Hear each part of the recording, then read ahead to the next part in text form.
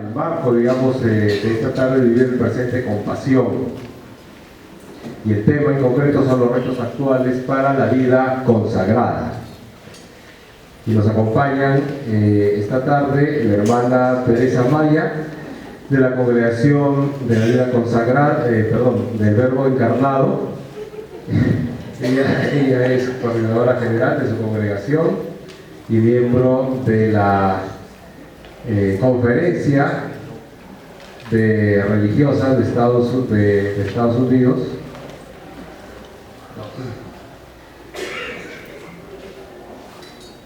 Y también está con nosotros el hermano Hugo Cáceres de la Congregación de Hermanos Cristianos. Entonces, el programa tenemos primero, ahora a las 4 hasta las 5:30, un primer bloque con Hugo Cáceres. Luego tendremos el refrigerio de 5:30 a 6 y a las 6 el segundo bloque con la hermana Teresa. Entonces les dejo ahora con el hermano Hugo Cáceres en el tema de esta tarde.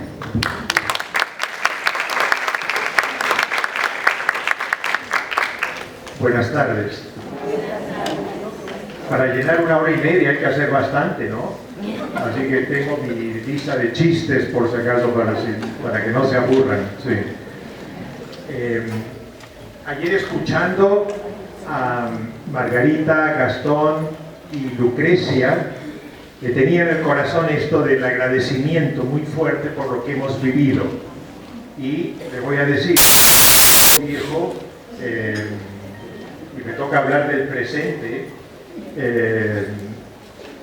estoy en la conferencia, no los 50 años que se celebran, pero creo que más de 40, y yo recibí mi formación inicial en la Confer. Entonces estaba en la avenida Emancipación, lo que se llama calle Corcovado para los limeños viejos, calle Corcovado, bajando un poquito más del Igna. Ahora es una iglesia, no sé exactamente qué cosa es, pero eso pertenecía a alguien, a los sacramentinos. Ok, entonces de las FIC.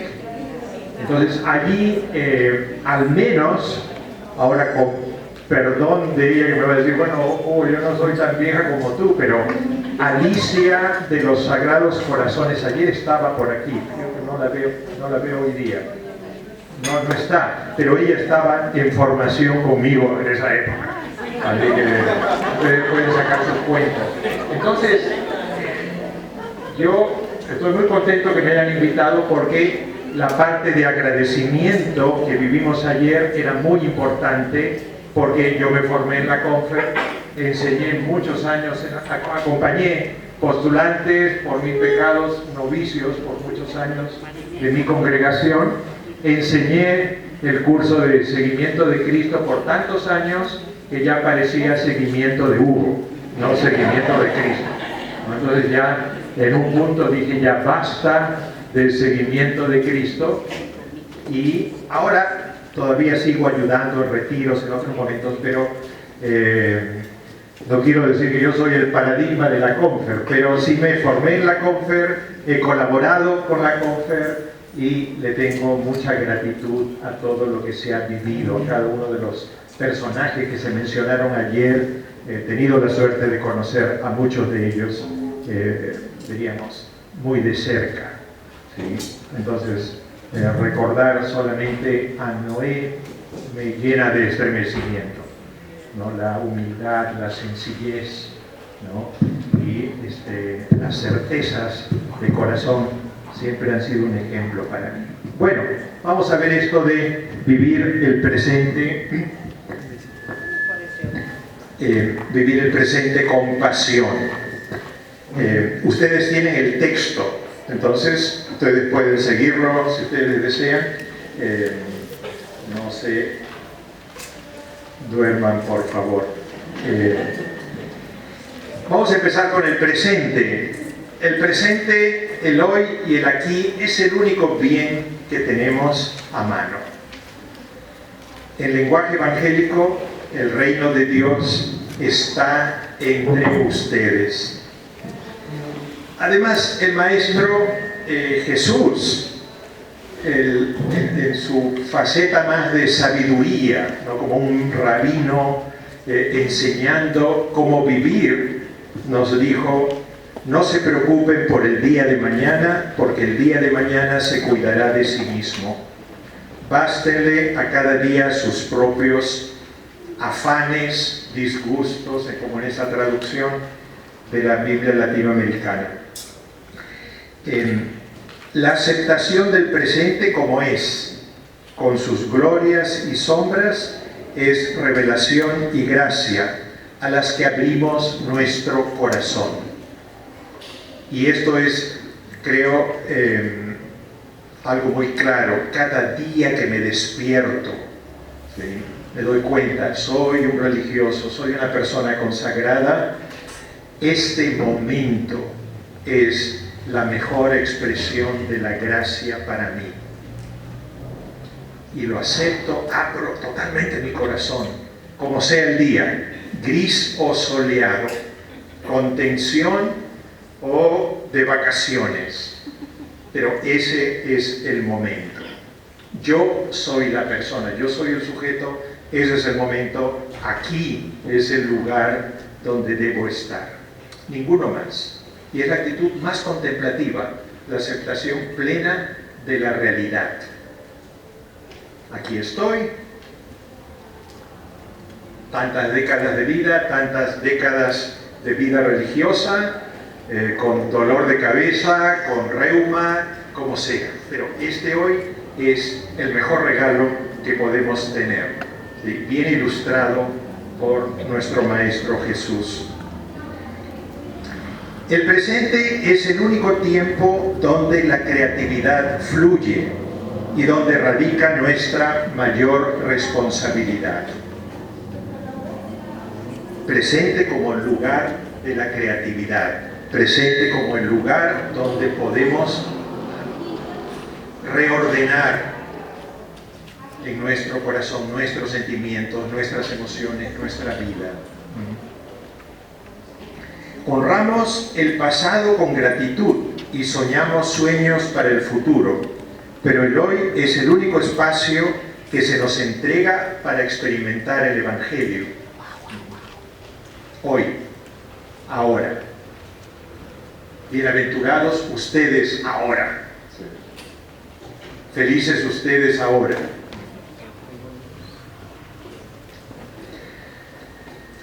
Oro para que estas reflexiones nos animen en poner en marcha hoy la capacidad de recrear la vida consagrada para el futuro. En palabras de Karl Rahner, orando por los pensadores creativos. Él tiene este librito de oraciones, ¿no? Aparte de ser un gran teólogo, era un místico. Entonces tiene oraciones para muchas circunstancias. Entonces tiene una oración para pensadores creativos, donde hace hincapié en el presente. El texto completo dice: sabemos, eterno Dios, que el fin que se proponen estas personas, los pensadores creativos, es dar paso a su caudal de creatividad. Tu voluntad abarca sin reservas a aquellas personas comprometidas constantemente en encontrar nuevas expresiones de su propia naturaleza y espíritu. Personas que son arquitectos de sí mismas. Tú amas a estas personas que hacen realidad su propio ser en lo que logran y producen, quienes descubren y expresan su naturaleza, que es imagen y semejanza de tu propia gloria. Entonces queremos vivir el presente con ese caudal de creatividad que nos viene, el estar con los pies bien en la tierra, en el presente. La palabra pasión, y aquí me van a disculpar porque el biblista que hay en mí siempre me lleva a este campo. Pasión es un buen elemento para calificar nuestra vida En la vida consagrada reconocemos que cuando hay entusiasmo, disponibilidad, energía, somos mejores religiosos. En cambio, cuando la apatía, falta de pasión, el cansancio, la ausencia de energía y la depresión se convierten en nuestros compañeros, nos sentimos mal, nos sentimos distantes de nuestros ideales. Me queda muy claro que Jesús predicó el reino con pasión. Con pasión atrajo a un grupo de discípulos y discípulas.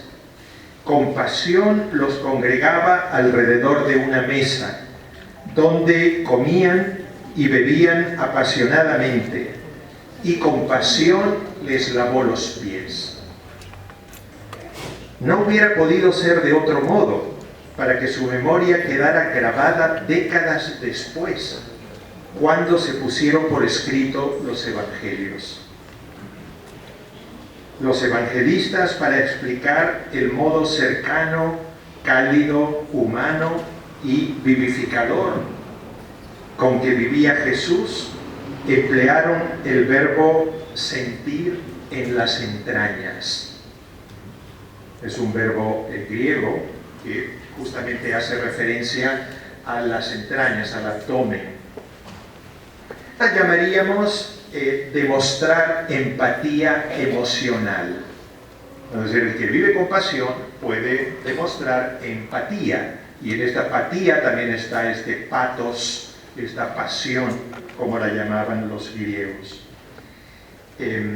Igualmente, el padre del hijo pródigo y el samaritano se dejaron mover por la misma pasión que les provocaba el sufrimiento de otros.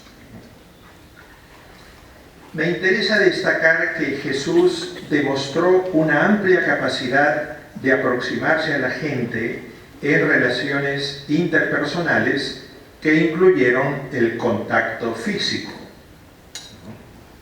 Es Juan 13, es el momento, la última cena, en que permite que un discípulo coloque la cabeza sobre su pecho. La satisfacción de encontrar personas que le impulsó a alabar a Dios con el corazón henchido de emoción. Para esto siempre hay que ir a Lucas 10, ¿no? Se estremeció de gozo. Ya más teológicamente, Lucas se estremeció de gozo en el Espíritu Santo, ¿no? Y dijo: oh Padre, te agradezco, etc.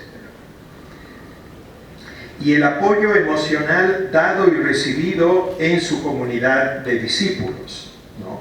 Por ejemplo, en Juan 21, en este pedido, ¿no? En esta conversación con Pedro: Pedro, ¿me amas? Hay que vivir con pasión para poder decir esto, para poder comunicar esto.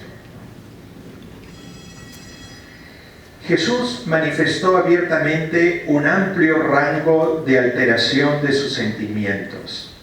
Se maravilló de la fe del centurión, lloró ante la muerte de Lázaro, gimió ante la desgracia colectiva. En Lucas 19 es Jesús llorando ante Jerusalén. Suspiró, ¿no? En Marcos 7, ustedes tienen aquí la situación, levantando los ojos al cielo, suspiró profundamente y le dijo: éfata, ¿no? Esto es, ábrete.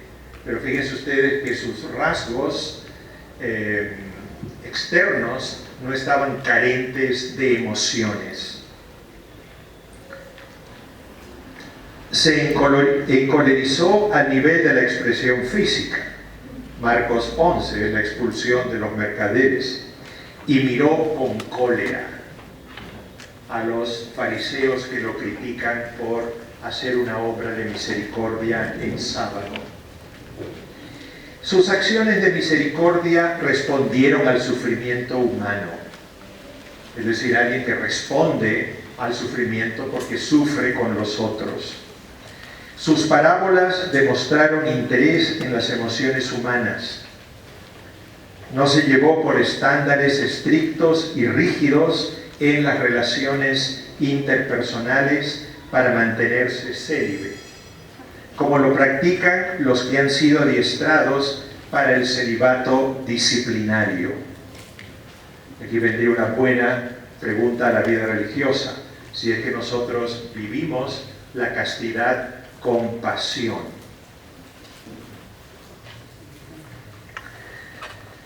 Ocurrió algo muy distinto con el pasar de los años, y ya en escritos como Primera de Tesalonicenses, muy distinto en las iglesias ya paulinas, donde se enseñó que aún en la relación sexual lícita, Pablo recomendó que los cristianos no actúen como los paganos y que tengan relaciones sexuales sin el ardor de la pasión. Entonces ustedes miren la citación, ¿no? La citación es del libro de donde he tomado esta observación. Entonces Pablo dice, aún ustedes los casados tengan una relación sin pasión. Ahora ustedes me pueden explicar cómo sería una relación marital sin pasión.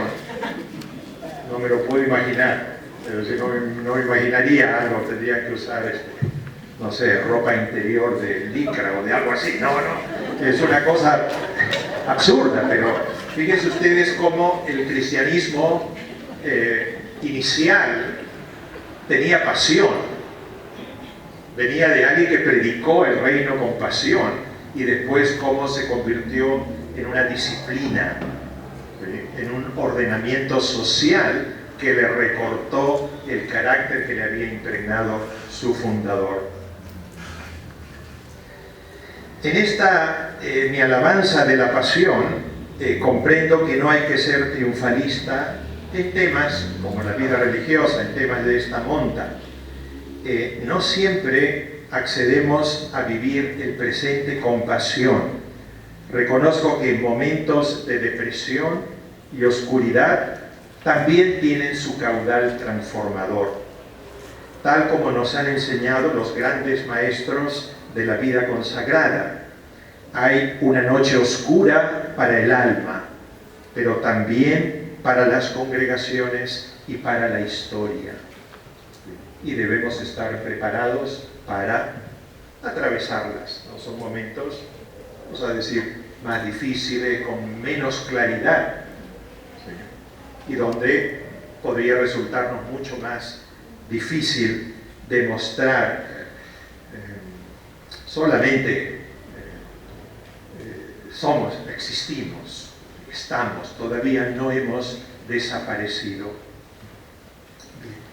Ahora voy a poner juntos vivir el presente con pasión, y voy otra vez a nutrirme de la Biblia y voy a usar la expresión vida en abundancia.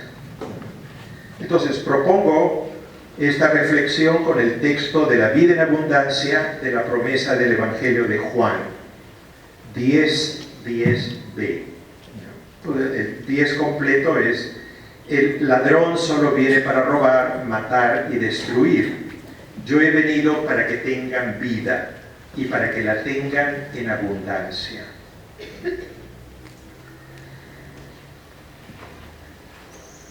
Una primera observación sobre vida. Es urgente que nos aseguremos que la vida consagrada sea sobre todo vida. Más énfasis en la vida. Elección de vida, opción de vida y calidad de vida. No para sí misma, sino para compartirla con los moribundos del presente. Aquellos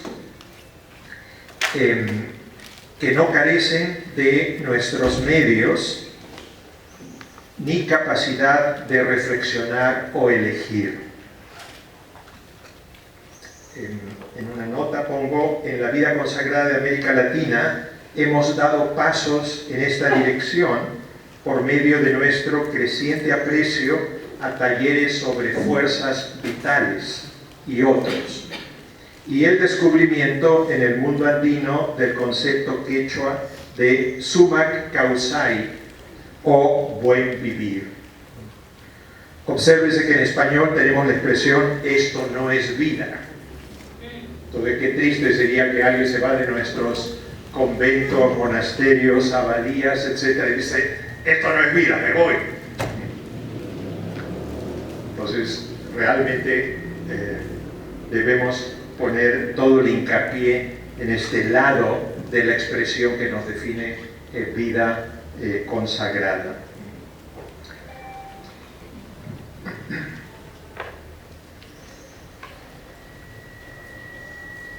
En realidad, lo único que puede resultar atractivo en la vida consagrada es la vitalidad de los religiosos.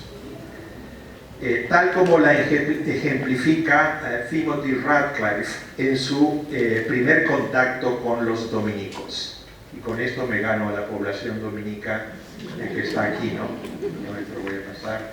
Aquí está, ¿no?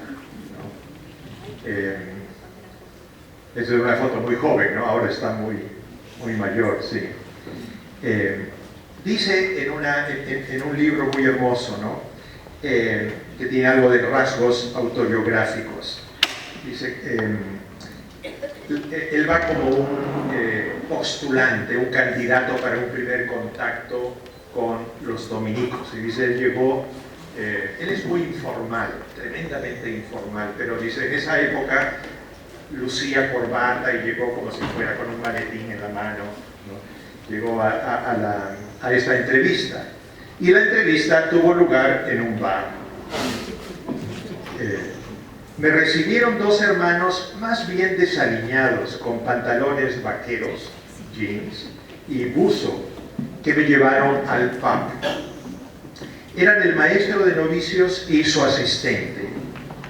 Y lo primero que me llamó su atención fue su vitalidad. Bebían con placer su cerveza, reían y bromeaban. Sobre todo me impresionó su libertad. Se podía hablar de cualquier cosa. Y acá viene lo que me interesa. Como parecían vivos, podía imaginarme una vida con ellos. Y después continúa como buen dominico con Santo Tomás, ¿no? Para Santo Tomás, la felicidad no es una emoción que debamos cultivar, sino la realización de nuestro ser, vivir a plenitud. Los invito a explorar las actividades como su oración personal por medio de 3 imágenes de sendos pasajes evangélicos. La exuberancia y la calidad del vino en Caná.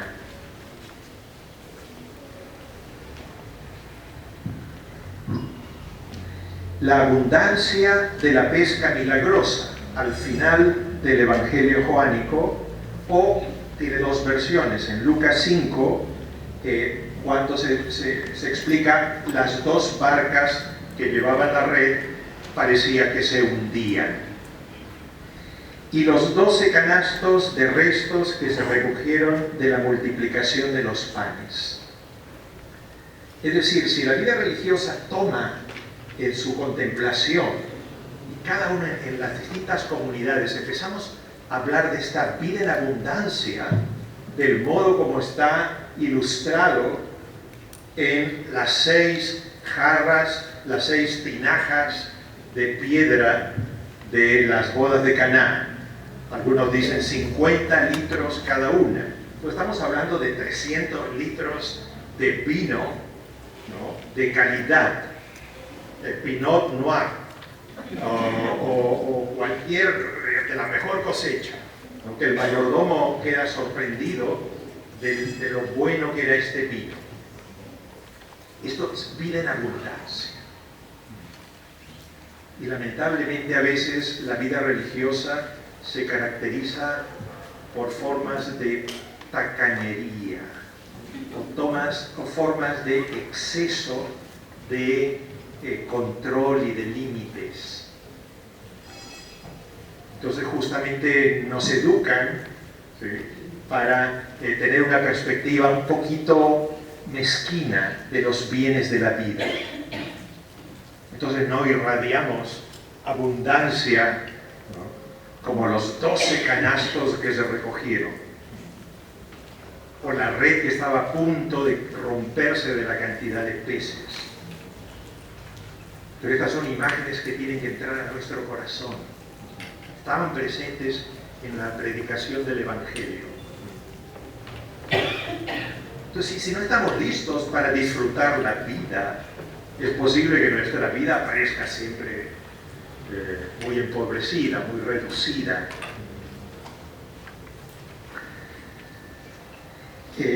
También podemos vislumbrar esta abundancia en nuestra contemplación de la cuantiosa riqueza de la Jerusalén celestial, Apocalipsis 21. Es mucho más abstracto, pero es muy difícil darle forma en la mente, ¿no? Es la Jerusalén celestial, tiene los zócalos de rubí, las puertas son perlas. Pues son 12 puertas, pero cada puerta es una perla.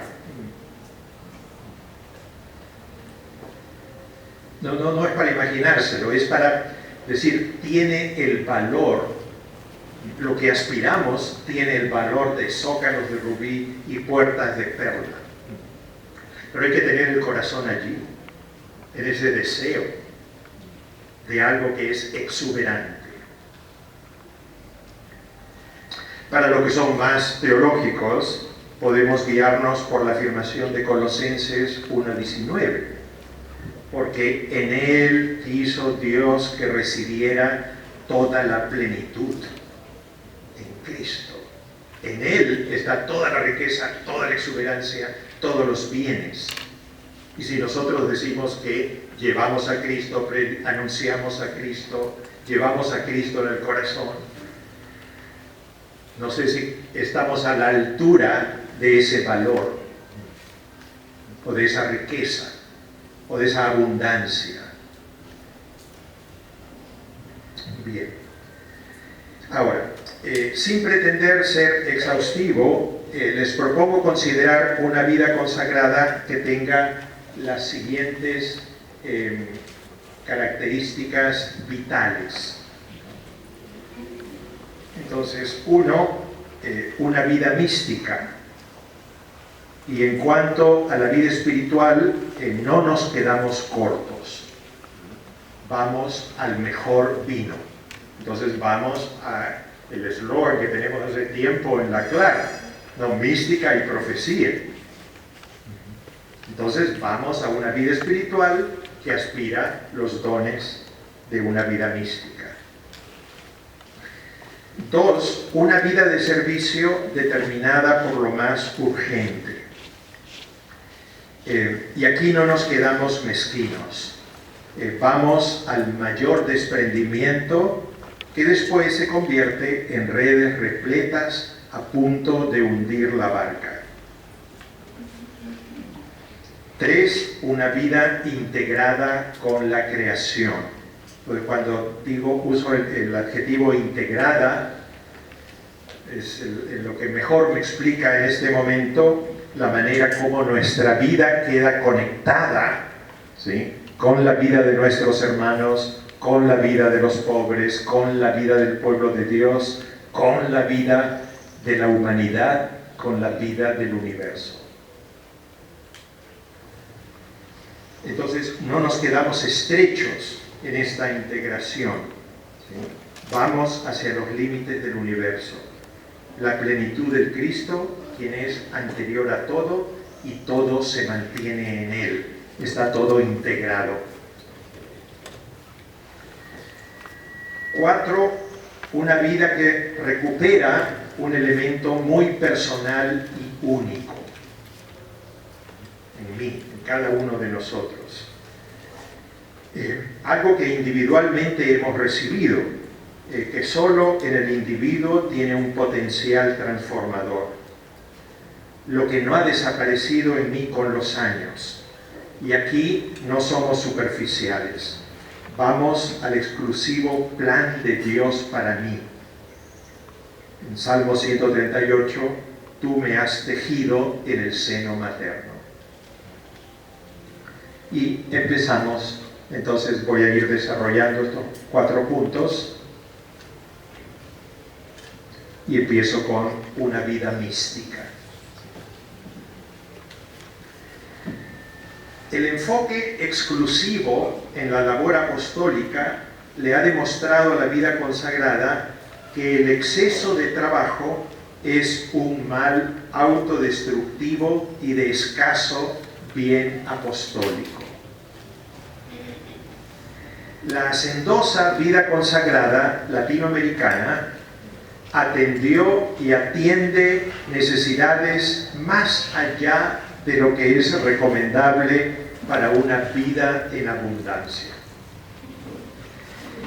Este desgaste para los jóvenes en formación se hace a costa de una desproporción entre lo racional y académico y lo espiritual.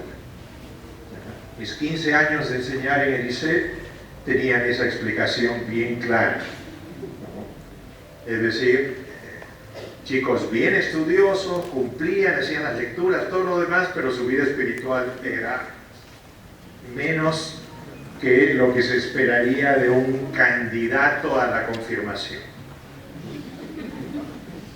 Y en nosotros, en religiosos, en lagunas en nuestra formación permanente, con menoscabo en tiempos y recursos destinados a retiros, dirección espiritual y periodos de renovación. Esta carencia viene acentuada por falsas interpretaciones sobre el mérito de los logros apostólicos, basadas en números de personas que reciben sacramentos, tamaño de edificios y cantidad de beneficiados en nuestras obras. Entonces, como líder religioso de una porción de mi congregación, yo tengo que mandar la relatio a Roma cada año. Es un documento que hay que llenar, hay que ponerle números. Entonces, a veces uno dice, caramba, estos números, ¿qué significan? ¿Qué significan para Roma? Que haya tantos bautizos o que haya tantas confirmaciones. Entonces, es solamente entrar en el aparato eclesial implica como perder de vista lo que es lo único importante. La vida consagrada parece renuente a aceptar que una sola cosa es necesaria y se aplica industriosamente a demostrar que ella misma es la necesaria e imprescindible para solucionar todos los problemas humanos. Y acá no exagero, ¿no? Porque de lo que sí tenemos es, en nuestros conventos tenemos un montón de mesabe que ya el Mesías murió hace 1900 y tantos años, ¿no? Pero ellos insisten en ser el Mesías. Si algo nos enseñan las organizaciones sociales, cualquiera, ¿no? Médicos Sin Fronteras, ONGs e iniciativas laicas que tienen nuestra misma agenda, es que a aquellas no les falta creatividad, coraje ni entusiasmo, mucho menos liderazgo.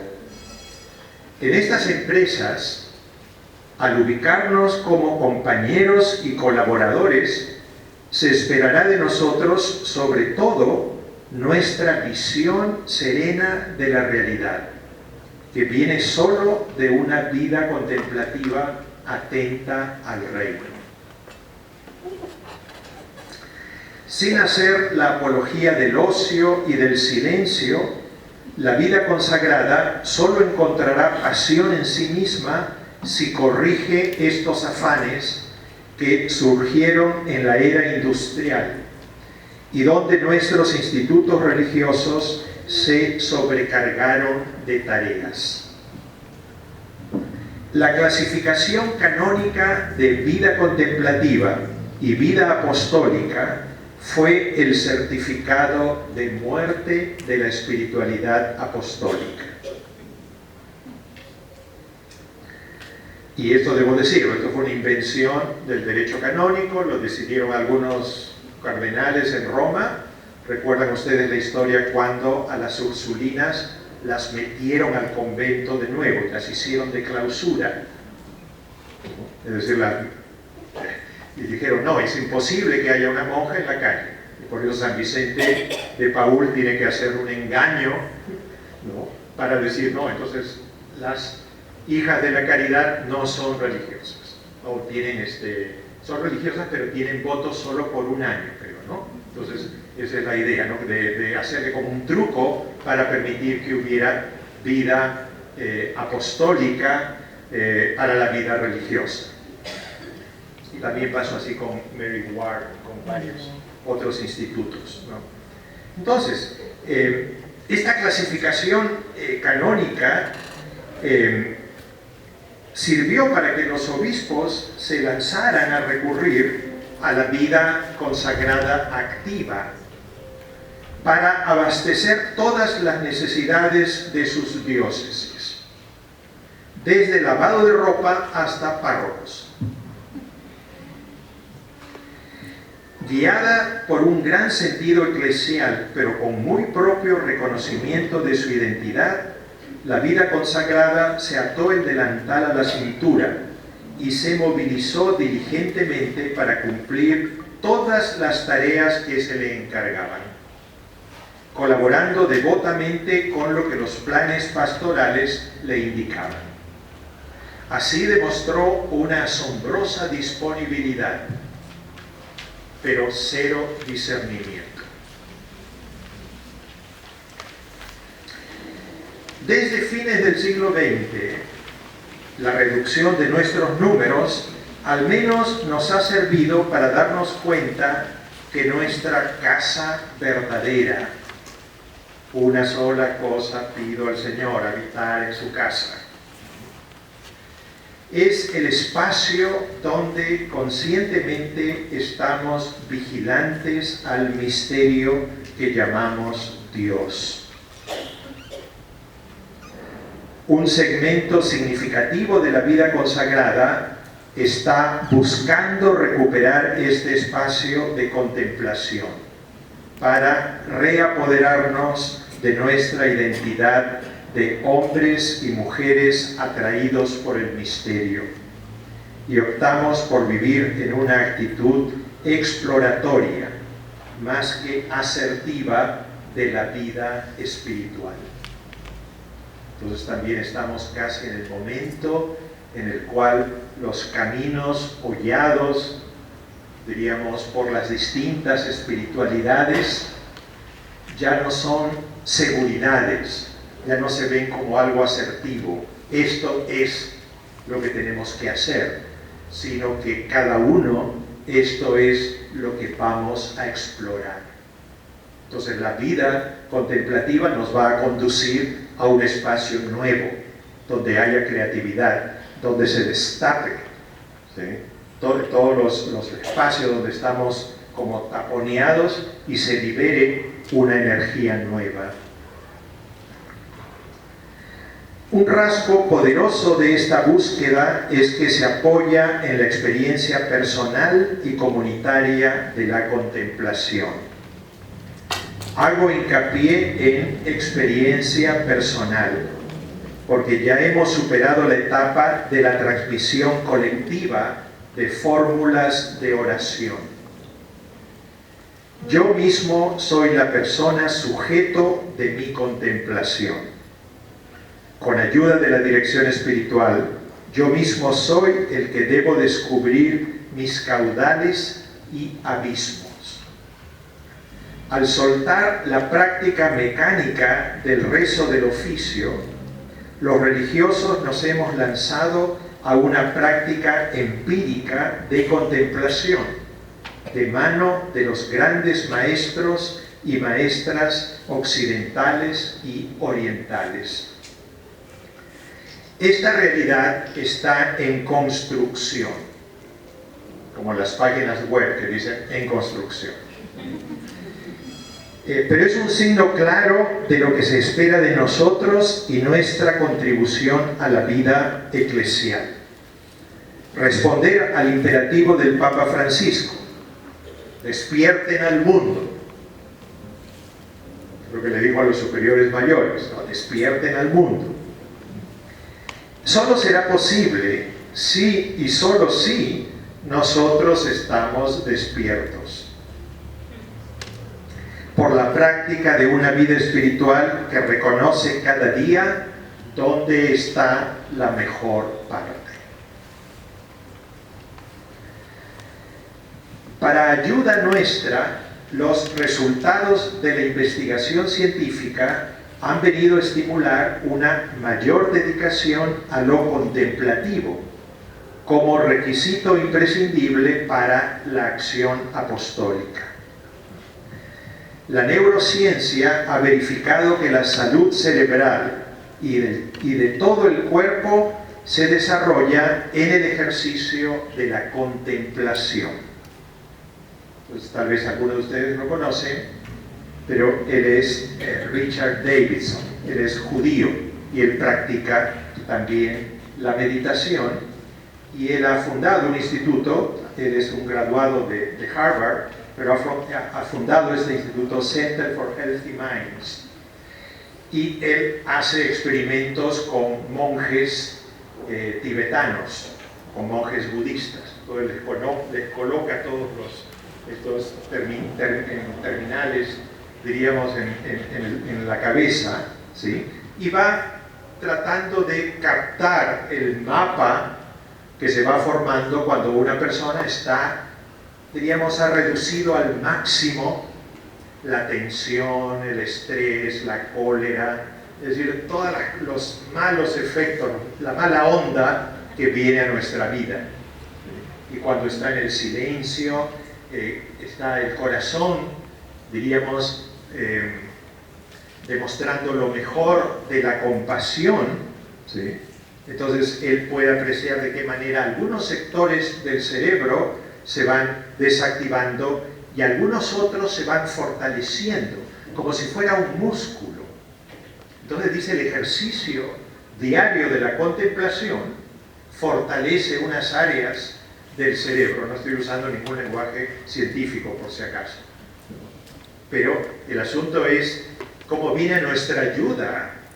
Si necesitamos de algo, es que la neurociencia nos explique qué ocurre cuando estamos orando y qué tipo de oración tenemos. Entonces, él ha investigado la actividad cerebral de la contemplación y ha mapeado cómo los circuitos cerebrales de una atención disciplinada en lo trascendente produce bienestar. ¿No es esto vida en abundancia? ¿No es esto vida vivida con pasión? Sus experimentos y conversaciones con el Dalai Lama y su investigación de 40 años lo han llevado a definiciones sorprendentes. La compasión es salud cerebral. Vida en abundancia. Alguien que dedica disciplinadamente y coloca su atención diariamente. Sigue haciendo falta la disciplina, sigue haciendo falta el tiempo, la dedicación, pero una atención educada puede volver y transformar aún lo que nosotros diríamos la estructura neuronal que nos acompaña desde el nacimiento. ¿Qué esperamos para lanzarnos sedientos a un ejercicio de contemplación de los bienes que anhelamos? ¿Cómo lograr que, comprometidos con la agenda social más exigente, no nos alejemos del deseo diario de vivir una vida contemplativa en abundancia? La imagen del cuantioso vino de la mejor calidad, servido al final de las bodas, debe recordarnos que si seremos muy pocos en el futuro y tal vez los últimos en el estilo de vida consagrada que conocemos, De lo único que tenemos que asegurarnos es que en las bodegas de nuestras comunidades esté madurando el vino de la reflexión, la sensatez y la contemplación. El punto 2. Una vida de servicio determinada por lo más urgente. Y ayer cuando se habló, ¿no?, de qué manera más de una década del sufrimiento del terrorismo, obviamente la presentación no tenía tiempo para ser exhaustiva, pero algo que realmente nos quitamos el sombrero en los años 80 fue la presencia de religiosos en situaciones que ya habían sido víctimas, diríamos, del sufrimiento, de la pena, y la vida religiosa empezó a acompañar a las víctimas. Por un lado, la Universidad Católica nos mandó una cantidad enorme de estudiantes de psicología para, diríamos, tener una intervención de emergencia en estas situaciones de abusos, violaciones, duelo. Pero la CONFER también estableció un proyecto donde 3 o 4 religiosos iban a las zonas más difíciles. No sé si ustedes recuerdan qué institutos religiosos fueron, ¿sí? Pero fue una respuesta de ir donde está lo más urgente. Entonces sí se experimentó esto.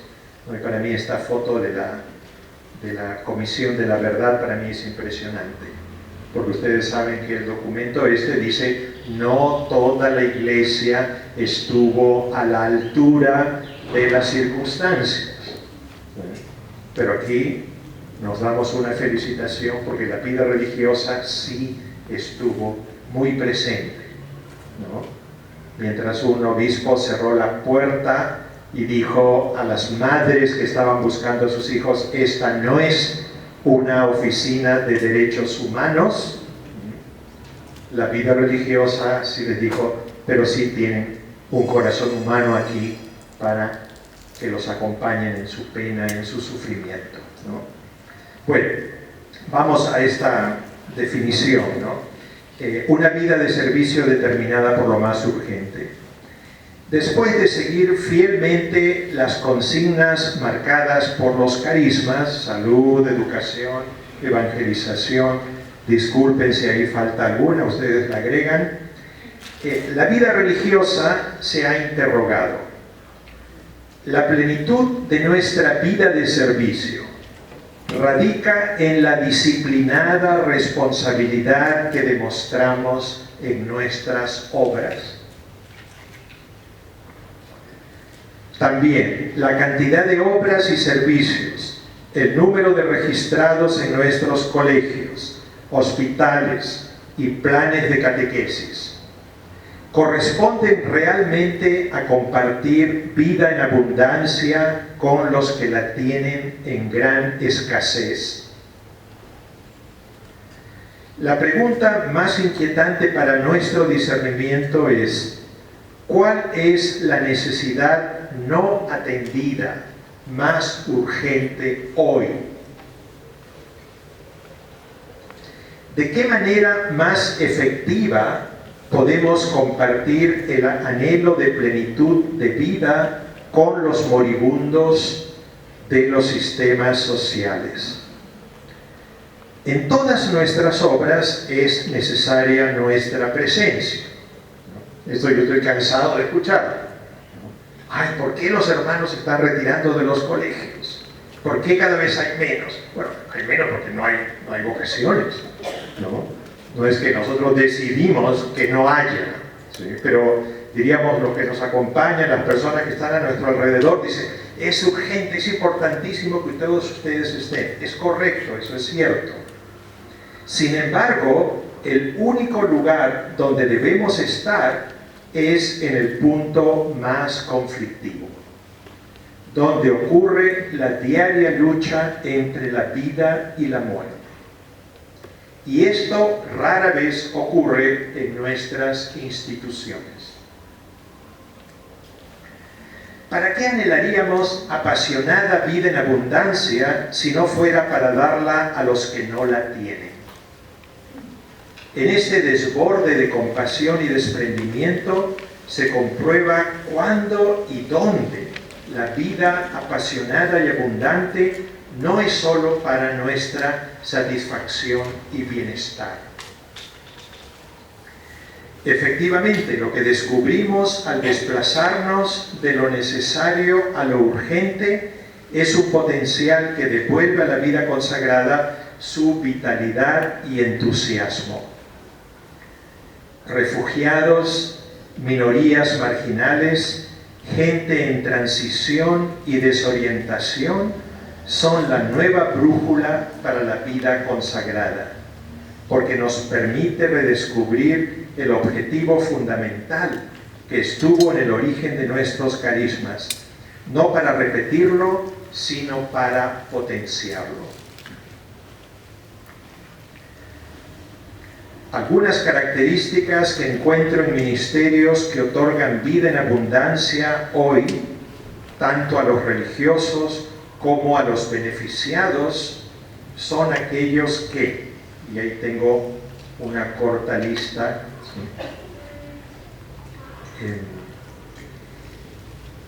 primero, hilvanan variedad de servicios en redes con organismos no tradicionalmente eclesiásticos, esfuerzos intercongregacionales que se enriquecen del liderazgo laico y que disminuyen el peso de lo institucional en favor de la eficacia ministerial. Y aquí cito a Víctor Codina, esto no está en el texto: más semilla, menos cemento.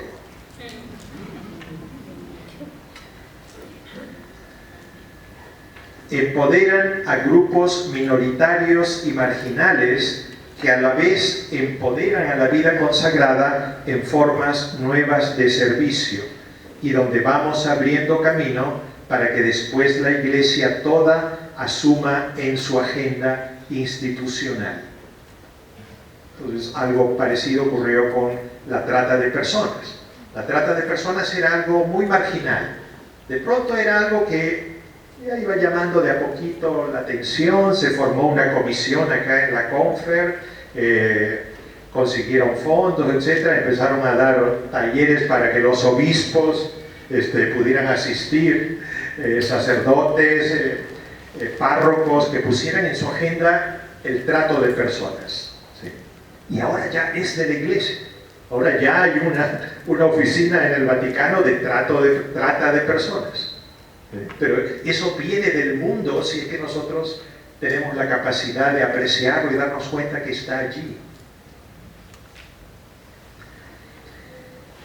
Tercero, desafían las nociones tradicionales de género al otorgar a las mujeres liderazgos tradicionalmente desempeñados por varones. Estimulan el trabajo en equipo, en equidad de responsabilidad y decisiones. Entonces, la vida religiosa, fundamentalmente femenina, dicen que es el 95 punto algo de la vida consagrada es femenina. Entonces, no aceptar ningún cargo donde haya supervisión, control, toma de decisiones de parte del lado masculino. No lo toleren, hermanas, no lo aguanten, sacúdense, no sean cómplices. Es decir, es el único modo que vamos a transformar esto.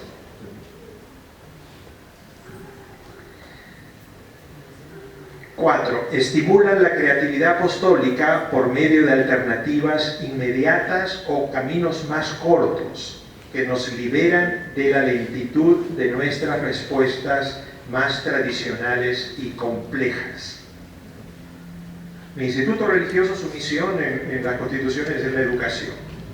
Y nosotros pensamos siempre, ¿no? Es un colegio. Entonces, el colegio es el camino largo. Muy bueno, ¿no?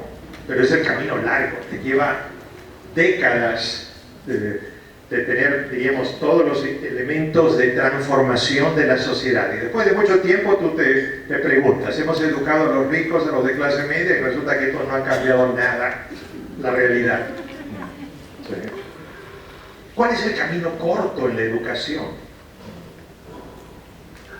El camino largo en la salud es, hay que poner un hospital. Hay un camino corto para ayudar a los que padecen, diríamos, de una vida disminuida. ¿Cómo podemos darles salud sin esperar a la construcción del edificio?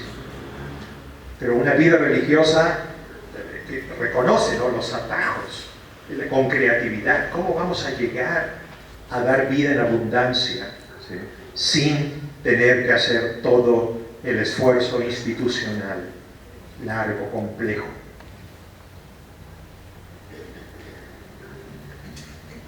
El otro, luchan contra la injusticia sistémica de raíz y permiten que nuestra visión liberadora se fortalezca trabajando en las causas del empobrecimiento. Todo lo que decía Gastón ayer, ¿no?, que siempre nos llamaban comunistas porque estábamos haciendo pequeñas iniciativas en cooperativas, esto de por si acaso en la vida religiosa del Perú, ¿no?, la granja de los dominicos en el Cusco.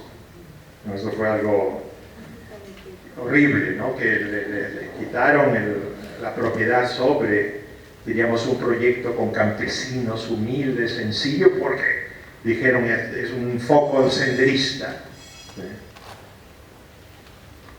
Y por último, ministerios flexibles con alto grado de movilidad e itinerancia. Yo creo que tuvieron hace unos 15 días aquí al padre Fernando, ¿no?, con este proyecto de itinerancia, que exigen una gran dosis de adaptabilidad y que en sí mismos podríamos llamar el apostolado de la adaptabilidad. Y les voy a contar algo. Ayer con Teresa, nuestras congregaciones tienen un proyecto intercongregacional con las hermanas de los Santos Nombres. Entonces son un proyecto de 3 congregaciones y estuvimos en la residencia de los varones. Lo que fue un convento de las hermanas del Verbo Encarnado ahora es residencia de 17 refugiados. ¿Sí? Estamos en la mesa conversando y la familia sirvió café y todo, pero era tan hermoso y realmente yo estaba muy emocionado escuchando el modo como estos venezolanos llegaron hasta Lima, como en la historia de su familia, primero los hijos, después los padres que están en los 65 más o menos, y cómo llegan caminando, llegan con las ruedas de la maleta, las han perdido en Tumbes, etc. Entonces ya la maleta la traen arrastrando. ¿Sí? Pero no podría haber un mejor lugar para tener inspiración, es decir, de dónde debe estar la vida religiosa, y permanentemente adaptándose, ¿no? Porque no solamente había que adaptar lo que era un convento, ¿no?, sino también que había que descubrir un sistema por el cual esto iba a funcionar. Pero no conozco una experiencia religiosa más efectiva que sentarse a la mesa a escuchar sus historias, como todo el terreno conocido donde ellos se desenvolvieron fue cambiado, fue como un tsunami que vino y lo transformó. Y viene a la vida religiosa también como un tsunami, para que nosotros respondamos con el mismo sentido de emergencia.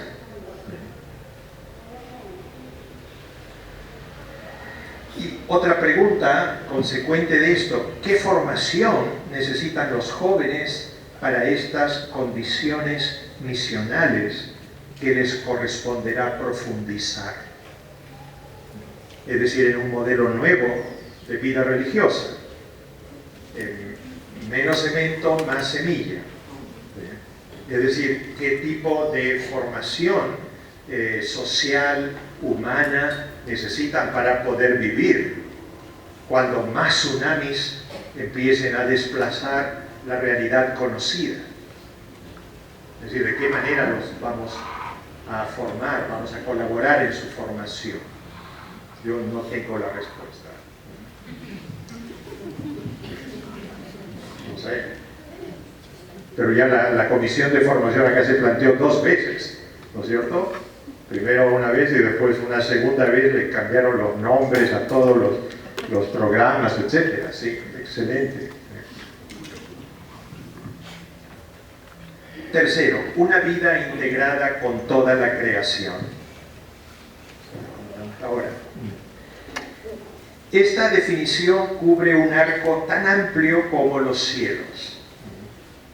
Integración con mis hermanos de comunidad, conmigo mismo, con el pueblo de Dios, con el género humano y la amplitud de la creación. El concepto de ecología integral es muy cercano, es el Laudato Si 4, a lo que yo llamo una vida integrada. Me dejo guiar además por un concepto joánico. Si nos amamos unos a otros, Dios permanece en nosotros y su amor ha llegado en nosotros a su plenitud. Plenitud, la misma palabra que define el Cristo y la plenitud en esta exuberancia del himno de Colosenses. Esta plenitud incluye la relación básica unos a otros, pero se extiende en el corazón de la vida consagrada hasta la dimensión de Colosenses 1:19, porque en él quiso Dios que recibiera toda la plenitud. Como anuncié al inicio, aquí no nos quedamos cortos. El universo es el límite para nuestra hermandad. La integración en nuestra vida comunitaria con los empeños de una vida en abundancia es tal vez la hebra más débil del rico tapiz de la vida consagrada. Y aquí no importa cuántos talleres de diálogo, de relaciones humanas, de PRH, de todos los talleres inimaginables para sanación y reconciliación, aquí siempre nos quedamos cortos. Yo pienso que es la piedra más incómoda en el calzado de la vida religiosa. Por tal razón, las reglas de vida comunitarias más antiguas le prestaron tanta atención y nosotros, con toda la profundidad mística y nobleza de apostolados, no somos ajenos a darnos codazos en las relaciones.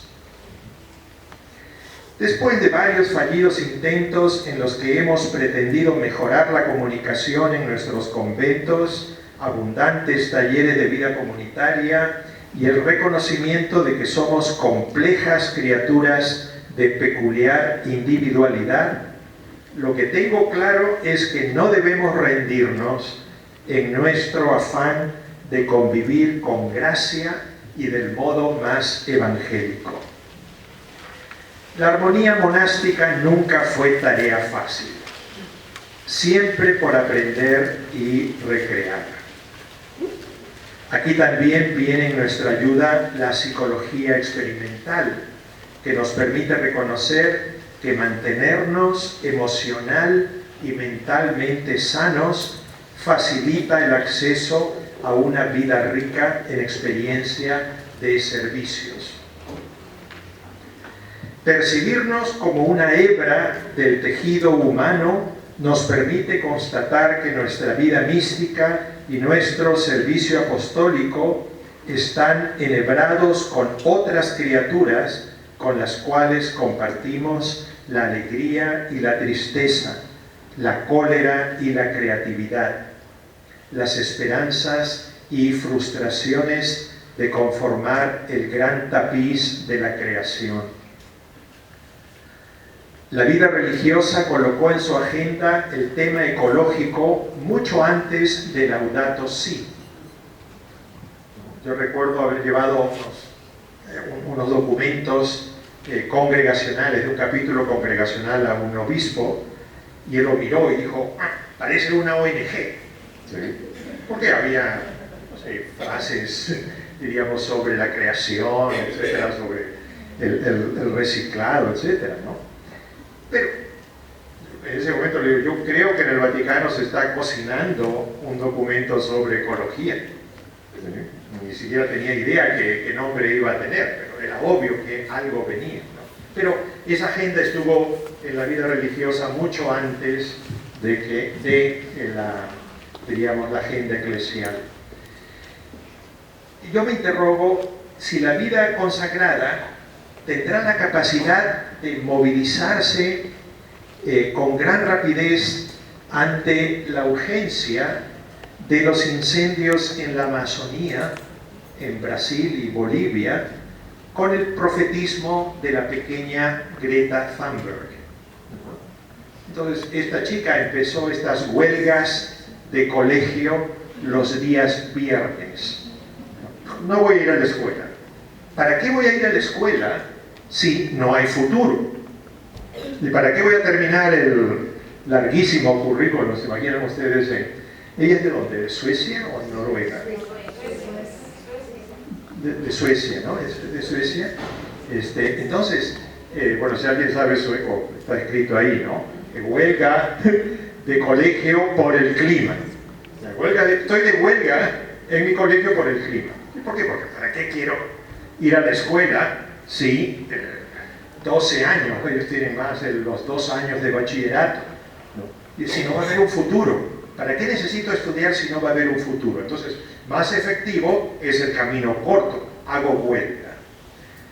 Ella empezó esto a los 15 años, ahora tiene 16 años. Ha viajado desde su país hasta New York para estar en reuniones internacionales en un barco que no tiene no utiliza combustible, es huella climática cero, ¿no? Ha sido terrible porque en un momento el barquito se daba vuelta, pero ella estaba ahí firme con sus ideas, ¿no? Esto es transformador, esto es potencial transformador. La vida religiosa puede tomar esto en su agenda con la misma pasión.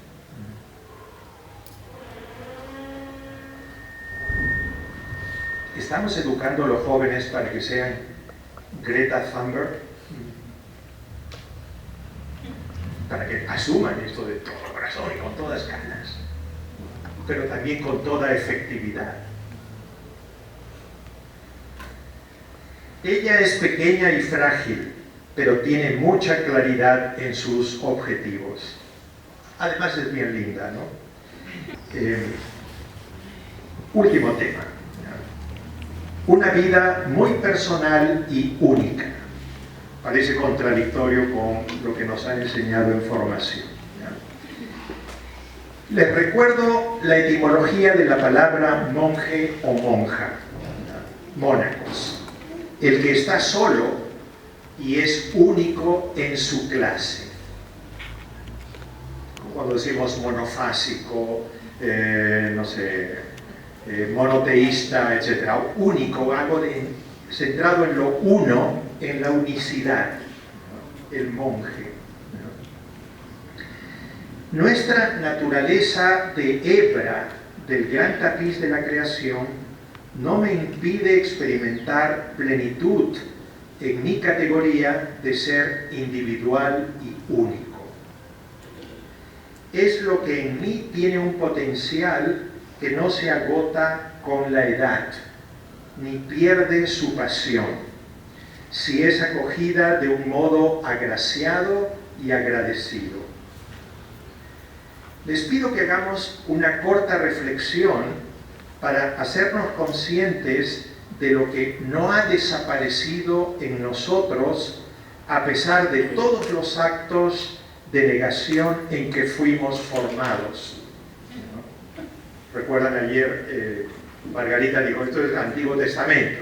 Bueno, pero hasta los 80, ¿no? Había maestros de novicios que decían, ¿a quién le gusta la música? A mi hermano. Entonces anda a la cocina. qué? Porque el lema era que no haga su gusto, ¿no es cierto? ¿Recuerdan? El lema es que no haga su gusto, al contrario, denle la contra. ¿Podemos reconocer la particularidad que colocó Dios en mí? ¿Qué me hace un religioso único? Y es una bendición para mi instituto religioso. En la oración de Karl Rahner, ¿dónde está el caudal de mi creatividad? ¿Dónde está el caudal de mi creatividad? Y voy a ir también a la conferencia de ayer. La hermana Mary dijo sobre Irene. Dijo, ella tenía un sentido de justicia. ¿Recuerdan cómo lo dijo? Es decir, era algo que le venía a lo mejor desde su interés por el fútbol, ¿no? De que se respeten las reglas del fútbol, que no haya, ¿no es cierto?, tramposos. Entonces dice, ella tenía un gran interés por la justicia. Era algo que ardía en ella. Después la impulsó a que venga a América, después la impulsó que aceptara ir a este pueblo donde alcanzó el martirio. ¿Sí? Pero ella no hubiera llegado a ese punto si es que su instituto religioso no hubiera prestado atención a ese caudal de creatividad, a lo que era único en ella. Y no lo aprendió en la congregación, eso viene desde tú, Dios, conoces mi interior. Tú me sondeas y me conoces. Sabes qué cosa hay en mis entrañas. Entonces, les pido que a lo mejor en unos segundos piensen en algo particular que está en ustedes, que la vida religiosa ojalá les haya permitido crecer, pero que ustedes reconocen como algo único, propio de la creación del ser humano que somos. Entonces, unos segundos.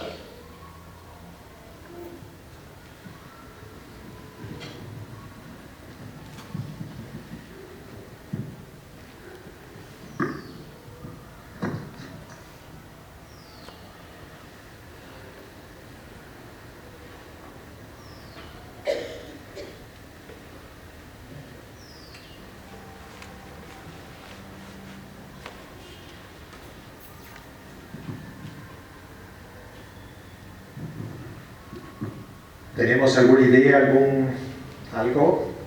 ¿Se animan a compartirlo con la persona que está al lado? ¿Sí? Pueden decir un sustantivo, un adjetivo sobre algo muy peculiar. ¿Sí? Y a lo mejor nosotros acá en la mesa también.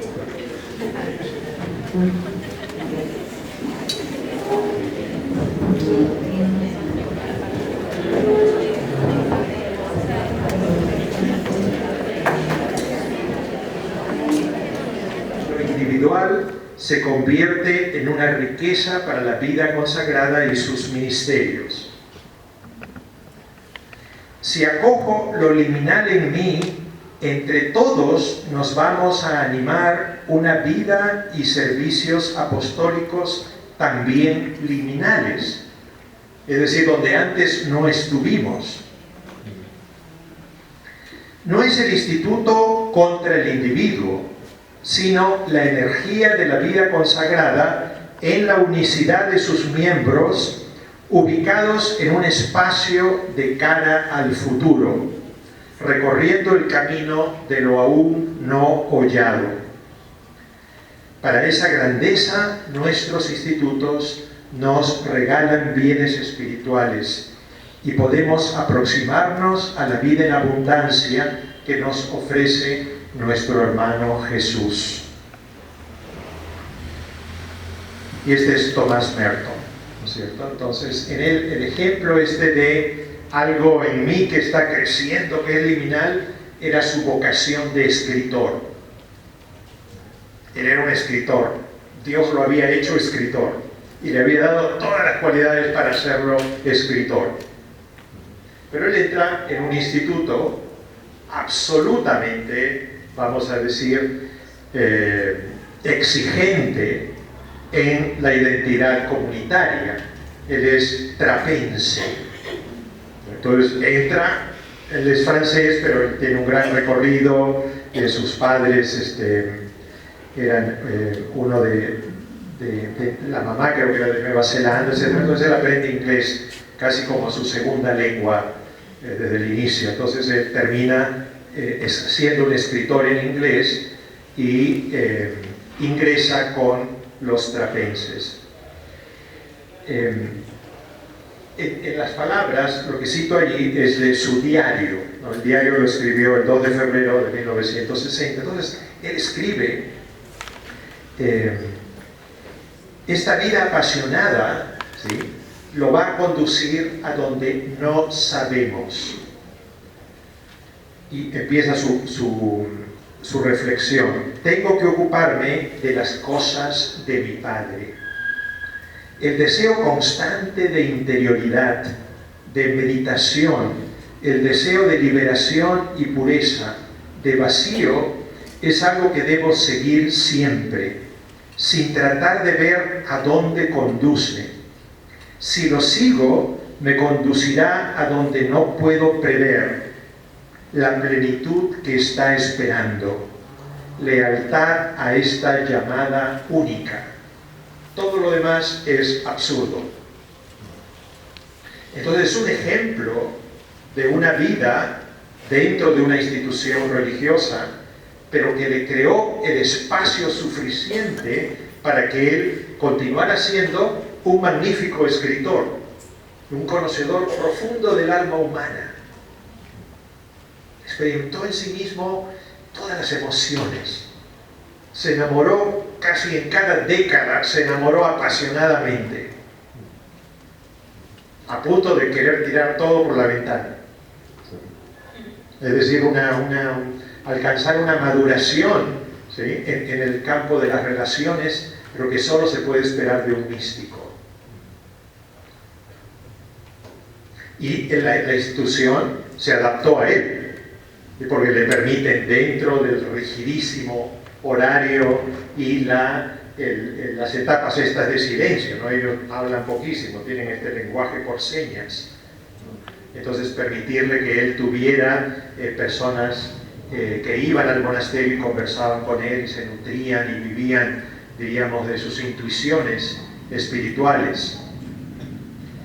Y en un momento de su vida le conceden que viva en una ermita dentro del diríamos, la gran abadía. Le dan una ermita para que él viva solo, porque reconocen, este individuo necesita estar solo, y en la soledad es donde es mucho más creativo. Aceptando esa realidad personal de él, tenemos un religioso de esta categoría. Voy a ir a algo, y menos mal que ha venido esta tarde. Uy, se fue una amiga, Gisela estaba allí, salió. Ya, bueno, pero también su hermana también se fue. Ah, no, está allí, sí. Cristina está allí. Entonces, les presento a alguien que ustedes conocen, ¿no? Es Hildegarda de Bingen. Entonces Gisela me trajo material de Alemania para que yo pudiera profundizar. Yo digo, alguna vez quisiera tener en mis manos algo más cercano de lo que podremos alcanzar aquí en los libros. Pero es una abadesa benedictina en el punto en el cual en 1100, imaginen ustedes 1100, entonces la vida benedictina ya tiene varios siglos, y ella decide, tenemos que independizarnos. Las monjas benedictinas no debemos ser un apéndice de un monasterio masculino, porque había algunas cositas bien humanas también. Entonces ella mueve a sus monjas y se van a un lugar muy agreste y inician la vida religiosa femenina. Benedictina, aparte no dependiente de un monasterio de varones. Entonces, fíjense ustedes en esta ilustración, ella está como dictándole ella es conocida también por sus profecías, pero ahora el texto de lo que son profecías no son profecías sobre el futuro, son profecías sobre la realidad, sobre el presente, sobre la vida emocional, sobre todo lo que significa ser una monja. Pero en el conocimiento de las plantas del monasterio, por ejemplo, el sentido de la salud que se podría adquirir con el consumo de tales y tales hierbas. La música, ella compuso centenares de obras musicales que actualmente se pueden escuchar porque han sido digitalizadas para instrumentos modernos. Entonces estamos hablando de una personalidad extraordinaria. Y miren, en esta ilustración, lo que parece un pulpo o un calamar que está colgando sobre ella es el Espíritu Santo, que casi le cubre el rostro. ¿Sí? No hay que ser bien original. Y atentamente hay un fraile que está prestando atención porque él se da cuenta que lo que ella transmite es importante. Lo que me trajo Gisela de Alemania es lo que se llaman las sibias. Se conoce como sibias, son como mandalas que ella dibujó. Entonces estamos hablando de una persona que por su creatividad es capaz de transformar la comprensión de lo humano y lo divino. ¿Saben por qué? Esta es su representación de la Trinidad. Y Margarita me dijo, ayer me olvidé, me hubiera gustado más profundizar la diferencia entre lo que querían los varones en la Confer y lo que querían las mujeres en la Confer. Entonces miren ustedes, si un varón explica la Trinidad, se le ocurre un triángulo equilátero.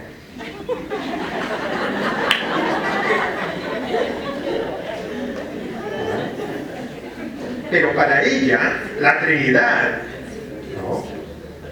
Eso que está en el centro es Jesucristo, con un cuerpo bastante femenino, ¿no? Parece un cuerpo bastante femenino, pero en la descripción, ustedes tienen al final de la ilustración, descripción de la sibia de la Trinidad. Por si acaso, sibia viene de vía, que es camino, y si, que es el imperativo de saber, conocer. Conoce el camino, ¿no? Entonces estos mandalas que ella dibujó, y son decenas, ya están en folios, en manuscrito, y hay copias facsímiles. Ella explica, y esa luz brillante baña la totalidad del fuego brillante, y el fuego brillante baña la luz brillante. Y la luz brillante y el fuego brillante se derraman sobre toda la figura humana, de modo que los tres son una luz con un solo potencial. Eso es explicar la Trinidad en relaciones. Nada que personas y el Dios no es el Espíritu y el Espíritu no es Dios, es el Padre, ni el Espíritu Santo no es el Hijo y el Hijo no es el Espíritu Santo. Esto hay que verlo, esto hay que sacarlo de un corazón que contempla. Bueno, para terminar, al observar las sibias o diseños tipo mandala de Hildegarda de Bingen, de quien hoy celebramos su festividad, intuyo algo tan personal y único de la abadesa benedictina, una invitación inicial para ella misma, y después para sus discípulas a explorar el misterio, el conocimiento, la oración, el universo, el lenguaje nuevo que requiere el presente, el total alejamiento de lo convencional. Sin esta dimensión de su unicidad en armonía con la unicidad de sus hermanas, creo que Hildegarda no hubiera vivido su presente con pasión. ¿Qué esperamos nosotros? El presente está en nuestras manos. Gracias.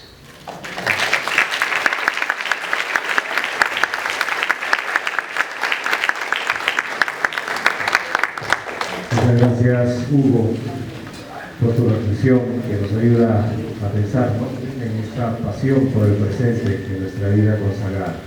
Tenemos ahora el momento de refrigerio. En el primer piso está el café para tomar y dentro de a las 6 nos encontramos nuevamente para la siguiente presentación.